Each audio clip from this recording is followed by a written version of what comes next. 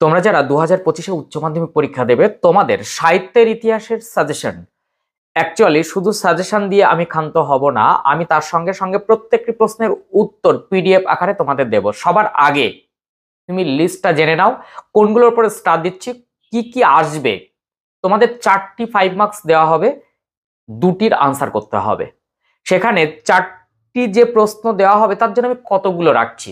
এছাড়া তোমাদের এমসিকিউ আছে 3টি, সেখানে ওই 3টি এমসিকিউ করতে হবে। মোট 10 আর এদিকে 3, 13 নম্বর। এই 13 নম্বরের জন্য সাহিত্যের ইতিহাসে জাস্ট একটা দিন সময় দাও, দেখবে এই একদিনের মধ্যে টোটালটা তোমার উঠে যাবে এবং তুমি 13তে 13 পাবে, এটুকু আমি বলতেই পারি। যদি চ্যানেলে নতুন হও তাহলে অবশ্যই চ্যানেলটি সাবস্ক্রাইব করে পাশে থাকা বেল আইকনটি প্রেস করে রাখো, এইরকম তথ্য সমৃদ্ধ ভিডিও পেতে ভীষণ সুবিধা হবে।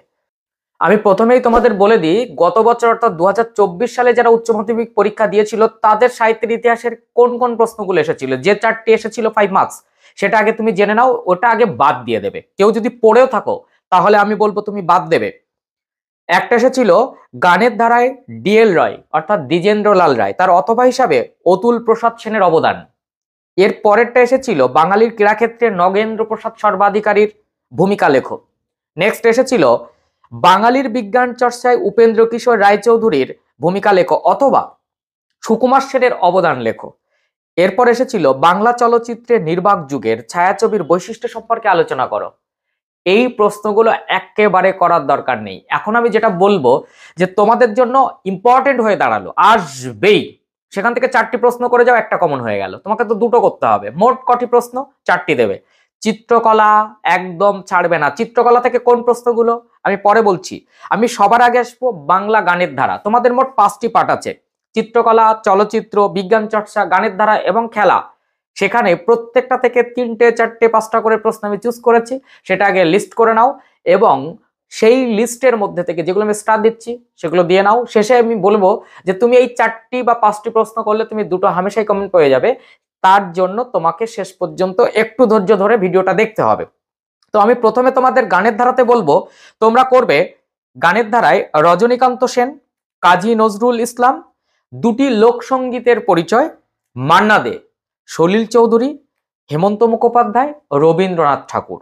আমি এখানে রজনীকান্ত, নজরুল, 2টি লোকসঙ্গীতের ধারা, মান্না দে, সমস্ত উত্তরগুলো আমি পিডিএফ আকারে দিয়ে নিয়েছি।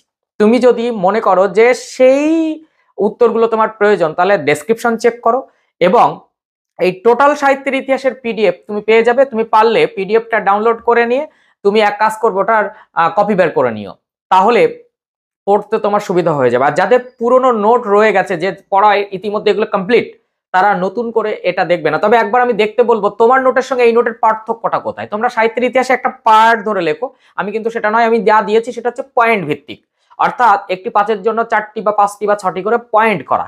তাতে তোমার মুখস্থ করতেও সুবিধা হবে, পরীক্ষক খুব খুশি হবেন, 5-এ 5 পেতে সুবিধা হবে।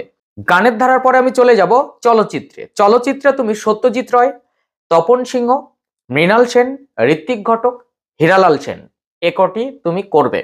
এরপর আমি চলে যাব বিজ্ঞান চর্চায়। বিজ্ঞান চর্চায় বিধানচন্দ্র রায়, প্রফুল্লচন্দ্র রায়, জগদীশচন্দ্র বসু, সত্যেন্দ্রনাথ বসু, কাদম্বিনী বসু গাঙ্গুলি, বিজ্ঞান চর্চায় ঠাকুরবাড়ির অবদান। এই প্রশ্নগুলো তুমি করেছো কিনা কমেন্ট করে জানাও তো, যে আমি যা বলছি সেগুলো তোমার করা হয়েছে তো। যেগুলো হয়নি সেটাও লেখো, আর কোনটার উত্তর নেই সেটা আমাকে বলো। এবার বাঙালির ক্রীড়া সংস্কৃতি, বাঙালির কুস্তি চর্চা, রামায়ণে দাবা, সারদা রঞ্জন রায়চৌধুরী, সৌরভ গাঙ্গুলি, ফুটবল এবং সার্কাস, এগুলো আমি ক্রীড়ার ক্ষেত্রে রেখেছি।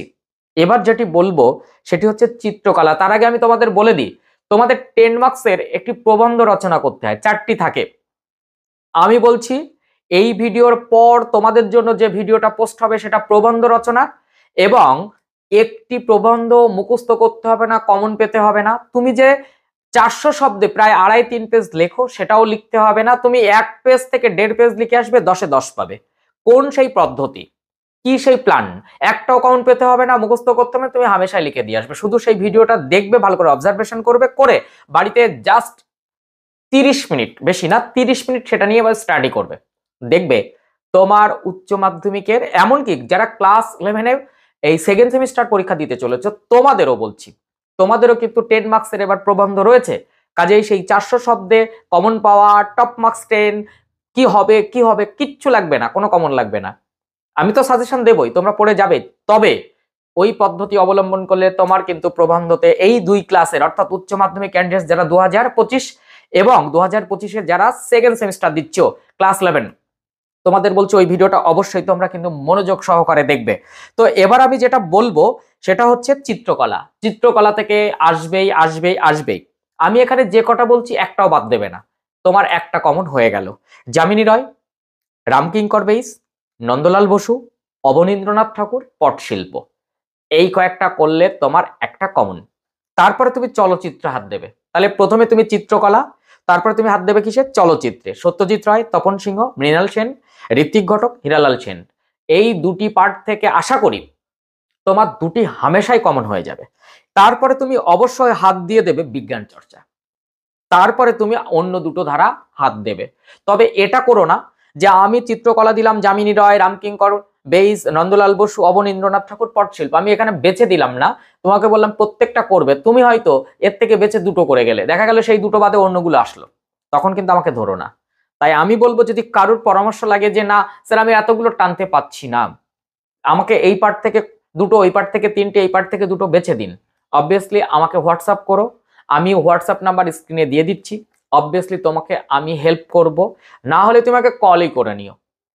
আর আমি এর থেকে বেশি সুবিধা কি দেবো বলো? তুমি তো আমার থেকে কিছুটা দূরে রয়েছো, যদিও ওই তো দেখতে পাচ্ছি তুমি ফোনের ওপাশে রয়েছো, তুমি ল্যাপটপের ওপাশে রয়েছো, তুমি টিভির ওপাশে রয়েছো, তো তবু আমি বলছি আমরা কাছে থেকেও অনেকটা দূরে এই পড়াশোনায়, অফলাইনে যেমন সরাসরি আমি নোটগুলো দিতে পারি বা তাদের, তবুও তোমাদের উত্তরগুলো কিন্তু দিচ্ছি, তোমরা ডেসক্রিপশন চেক করো, প্রত্যেকটা উত্তর সেখানে পেয়ে যাবে। তাহলে আমি সাহিত্যের ইতিহাসের এবার স্টার মার্কস দেবো বলেছিলাম যে এইগুলো তুমি করবে। তুমি চিত্রকলাতে স্টার মার্কস দাও, একটাও বাদ দেবে না। এরপর আমি যেগুলো বেছে দিচ্ছি সেগুলো খুব খুব ভালো করে করবে এবং সেখান থেকে একটুও বাদ দেবে না। সত্যজিৎ রায় চলচ্চিত্রে, মৃণাল সেন এখানে বাদ দেবে না, বিধানচন্দ্র রায়, প্রফুল্লচন্দ্র রায় বিজ্ঞান চর্চায়, জগদীশ চন্দ্র বসু বিজ্ঞান চর্চায় ঠাকুরবাড়ির অবদান, রামায়ণে দাবা এবছর আসতে চলেছে রামায়ণে দাবা, কেউ আবার কিন্তু সৌরভ গাঙ্গুলিটা একটু জোর দিও, কারণ এবার যে প্রেক্ষাপট চলছে তাতে সৌরভ গাঙ্গুলি অনেকটা আমাদের কাছে প্রাধান্য পাবেন।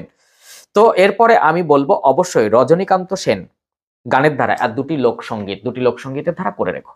তো এইগুলোর ওপরে তুমি জোর দিয়ে যাও, তোমার কোনো রকম সমস্যা হবে না। এখন তোমরা বলবে স্যার সাহিত্যের ইতিহাসের এমসিকিউ 3 নম্বরের জন্য কি করব? তুমি একটু ওয়েট করো, আরো পার্ট যাক, একটু একটু করে আমি গল্প কবিতা পরপর দিয়ে দিই।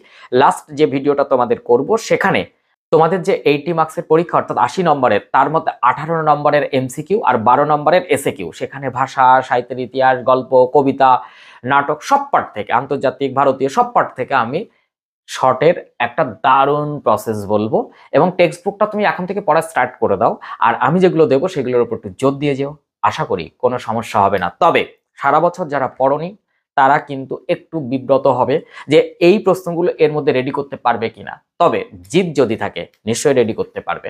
তো রেডি করে যাও, একটি দুটো প্রশ্ন নিয়ে যেও না, তাহলে কিন্তু উচ্চ মাধ্যমিকে বেগ পেতে হবে। নেক্সট ভিডিওতে দেখা হচ্ছে, তত সময় অবশ্যই মন দিয়ে পড়াশোনা করো, আর ভালো লাগলে তো অবশ্যই একটা লাইক করে দেবে, কোনো কথা মন্তব্য কিছু থাকলে নিশ্চয়ই কমেন্ট করবে, হোয়াটসঅ্যাপ করবে কিংবা কল করবে, বন্ধুদের মধ্যে শেয়ার করার অনুরোধ রইল।